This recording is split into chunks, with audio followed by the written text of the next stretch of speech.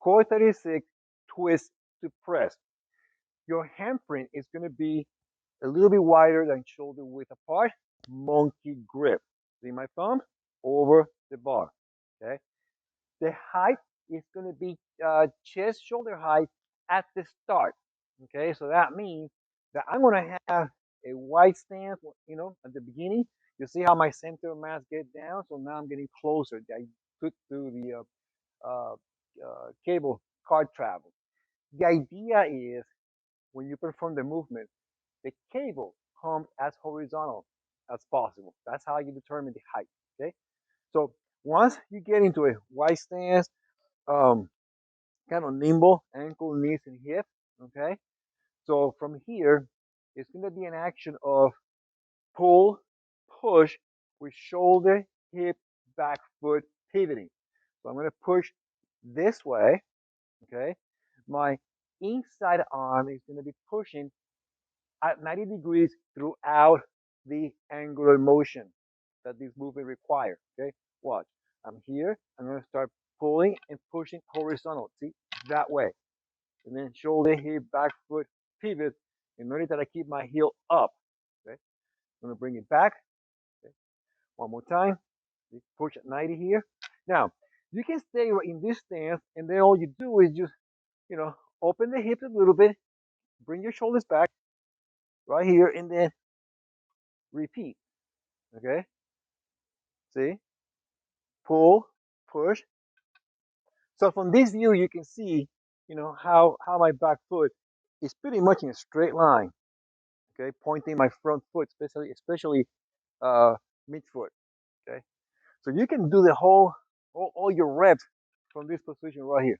Okay, now you can make the exercise harder if you move your inside arm closer to the center of the bar.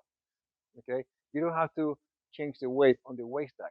Now, conversely, if you want to make it lighter, then you can hold it closer to the anchor point. Okay. Now, I do not recommend to get your hand close to right here between the carabiner and the eyeball.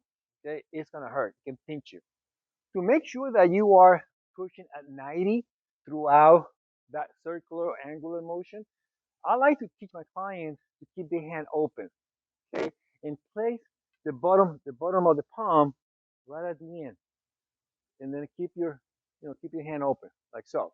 Okay, so that way, as you perform the movement, you should feel even pressure. You know, when as relates to contact of the bar with the palm of your hand. Okay, so that way you know if you are coming at 90 or maintaining 90 throughout the whole movement. If you feel more pressure on one end versus the other, you're not at 90. Another coaching cue that I want to share with you is look at my center of mass, how I change it slightly as I as I go forward and back. Watch. When I go forward, I tend to lower my center of mass just a little bit, okay, just to get a stronger base. And then when I come back, I kind of raise up my body slightly, not a whole lot, okay?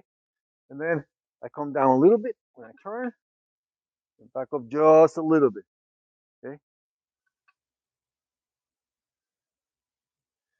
Again, common mistakes might be dropping the back heel, opening the hip, so the foot pointing it in a, not in the direction required, okay? And that makes the movement really hard to complete efficiently, okay?